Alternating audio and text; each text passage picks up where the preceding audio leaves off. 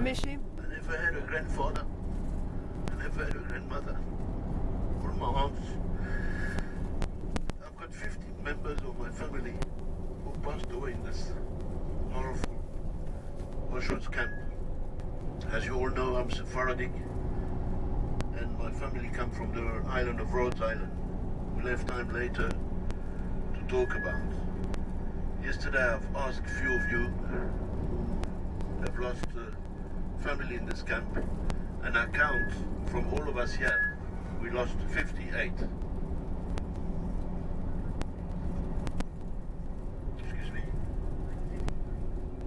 Oh, you were busy on that side, and I didn't want to disturb you on that side. As we have a bit of time, I would like you to read something. It's in memory of all my grandparents. I've got a file here that later on I can pass it on to everyone who can have a look. This is the memorial picture, the monument in Rhodes Island. 1,700 Jews were taken there to Auschwitz, and the whole community was wiped out in half a day. Now, this picture here, it's my uncle Giuseppe Mallel. He survived, and he wrote his first letter that I have here, his first letter, when he came out of the camp, and that was on the 14th of September 1945, the first time that he took a typewriter and wrote to his family to say what happened. So this is in Ladino, and just before I came I tried to translate it in English. I'm sorry if the words are not correct. I'll just go through some of his part of the letter. And he says here, I confirm receiving your letter, your telegram, and I thank you so much for that. I'll carry on because it's other thing. He says, from the Pirée to Poland, it took us 15 days, but they went from Rhodos to the Pirée. And he says, 15 days. In animal wagon was small window, and on each wagon we were 70. Can you imagine the suffering we had in this wagon? We could not even able to sit. We were so many. It was not that we were composed. The women and all were most of it naked. We were going to die, and no food for 5 days. I did not eat for 8 days. I gave all to my 2 children. The translating from Ladino to the English, I don't know if it's correct, he says for his kids because they all died. So he says here, they disappear without any guilt. The only reason they were only Jews. Then he says, after dreadful trip, we arrived on the 16th August 1944 in Poland, and I saw the SS. They separate us from the old, and they separate the married woman. All the children were burned on the same day, and we, the young ones, we were able to work. Now I must tell you one thing. From the 1,700 Jews from Rhodes who arrived in Auschwitz, it took them exactly 1 month from Rhodes to Auschwitz, and only 156 of them survived. A lot of them died during the liberation of the camps because they didn't have the health, they didn't have the medical treatment they were supposed to have.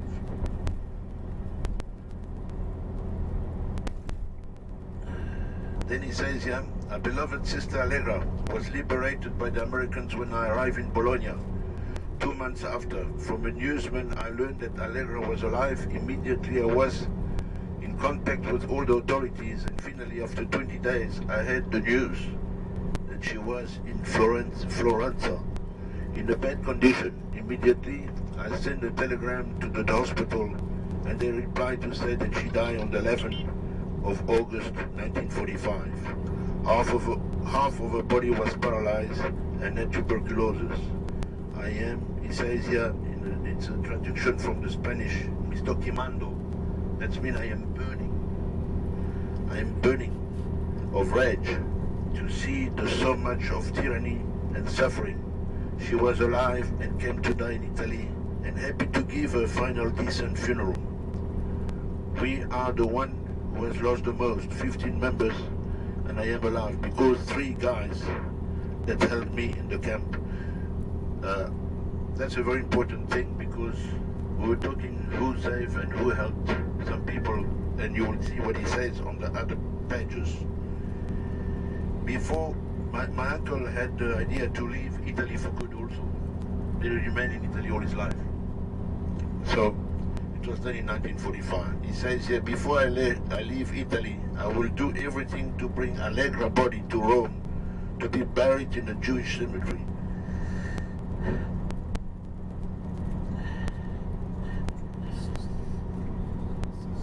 And do a proper tombstone on the dignity of the Mallel family.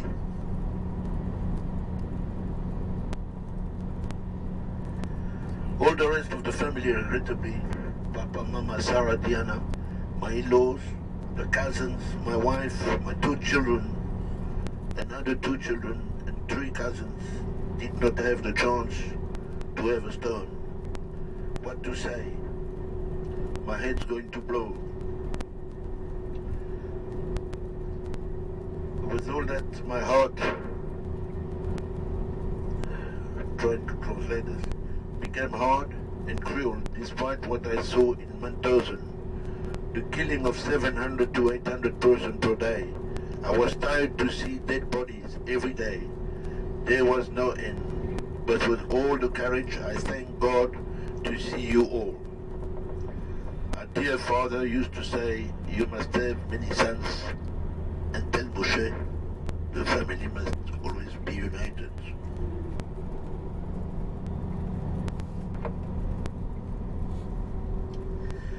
That's a very interesting paragraph here. He says, I worked for 5 months in the coal mining at 600 meters below.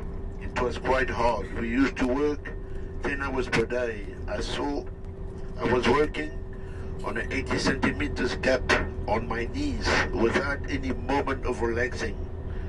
We were well controlled. In 3 days of work, I lost 10 kilos. I had to speak to my engineer that I was not more able to do that work. It was hard.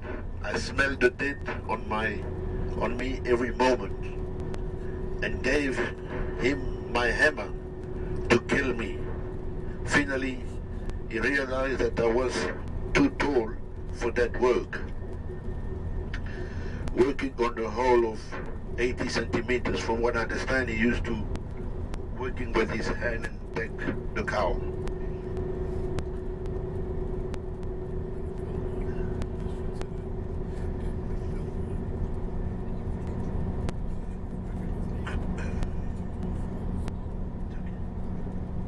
Finally, they realized that I was tall for that work.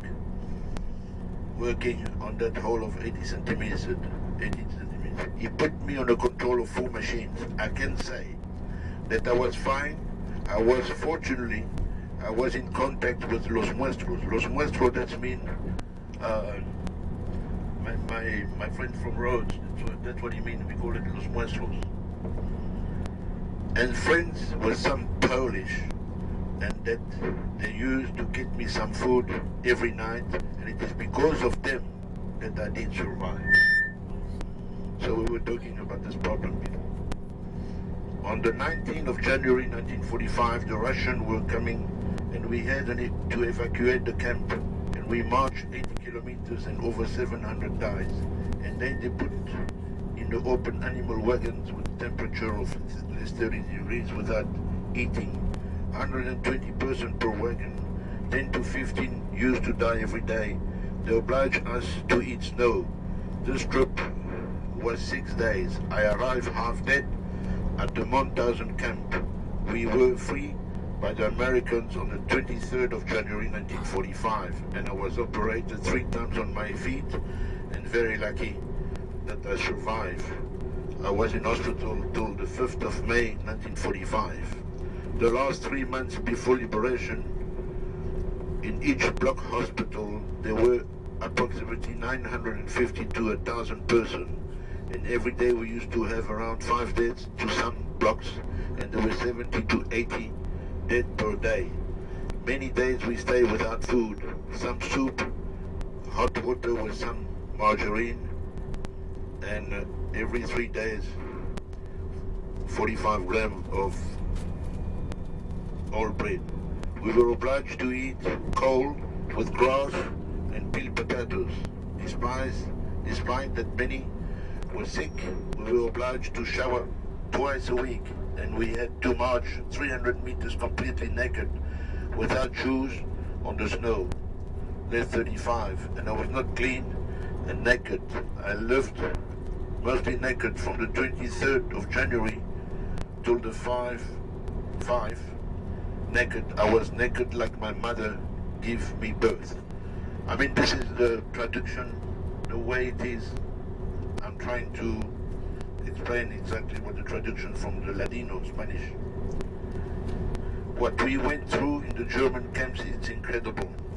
When we were liberated, I was 99% dead and in a state of fade away without any hope to be saved. I was in the American hospital from the 5th of May till the 20th of June 1945. When I was in Rhodes, I used to weigh 95 kilos, and I arrived in Italy with my weight of 40 kilos. Thank God I have 5 injections per day, and I weigh at present 70 kilos, and I eat good food. Now my uncle Giuseppe lost his wife and his 2 children. When he went to Italy, naturally after just 2 months in hospital, and in Italy, in Ostia. I don't know if anybody knows Ostia, where it is in Italy. It's not far from Rome. And there was a house where most of the Rodisleys, we call it Rodisleys, used to go there to meet each other to find out news about their family. And he went there for the first time, and he saw some friends from Rhodes.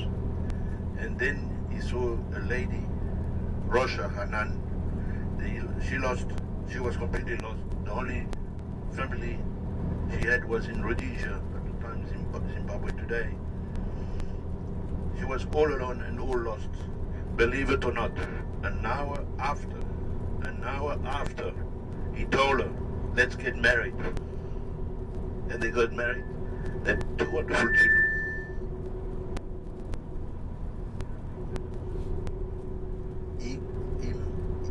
After 1 hour, he told her, let's get married. And they got married. And they had 2 wonderful sons. And one of my nephews, my first cousin's son, is today like a rabbi. And 2 years ago, he's 25. And 2 years ago, he did the commemoration of Rhodes. We were 400 people who went to Rhodes for that commemoration.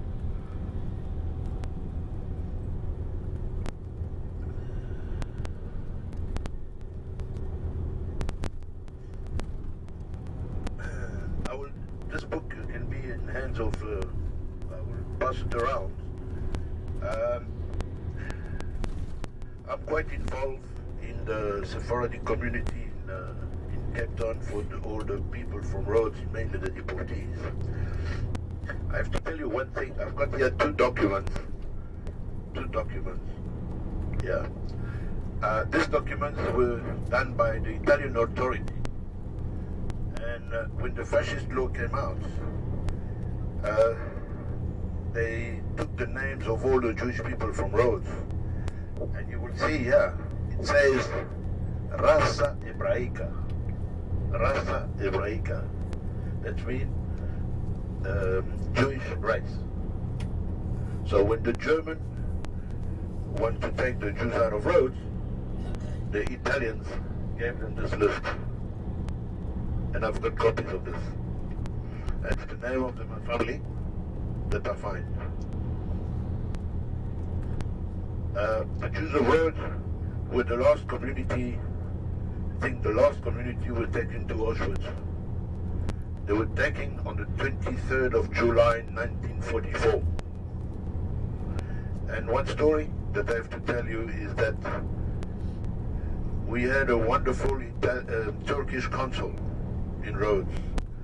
When on the 21st of July, most of the men were in the hall, military hall, and women's and children's. The Turkish consulate went to see the Gestapo, and he told them, I've got a list of 44 people that you're not allowed to take them. And it took him hours and hours and hours, and he had the results. He saved 44 people, and his name is Ulguman, and naturally he's in Jerusalem in the Holocaust.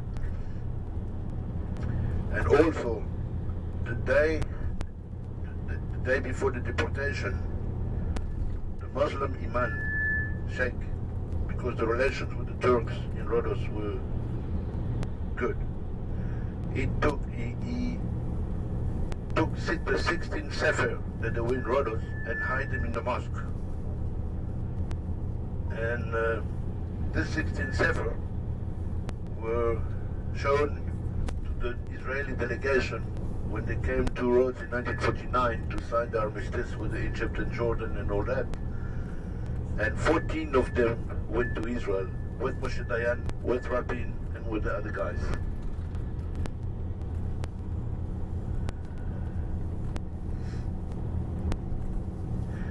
Not long time ago, I received an email from the Holocaust Museum of Johannesburg asking me some information if I knew a lady called Sarah Mallel.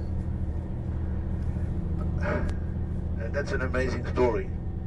There's an organization who is fixing up some, I don't know if you heard of the camp of Koffering. You know Koffering? No, no one knows about it. No, I didn't know myself. I will tell you about Koffering later on. Now, there's people from Denmark who went to Koffering to try to fix up some of the places where the Jewish were in the camps. And now, in doing pictures of that, they find writing of some of the people, and one of them was my aunt, Sarah Mallel, my father's sister. I've got all the pictures here. You can see it later on. And they asked me who she was, so naturally I did follow everything and help them to find out who they were and etc. Germany. Yeah, Germany. And this is one, and I never knew about this camp. You can see it. It's a completely different type of camp that we normally see.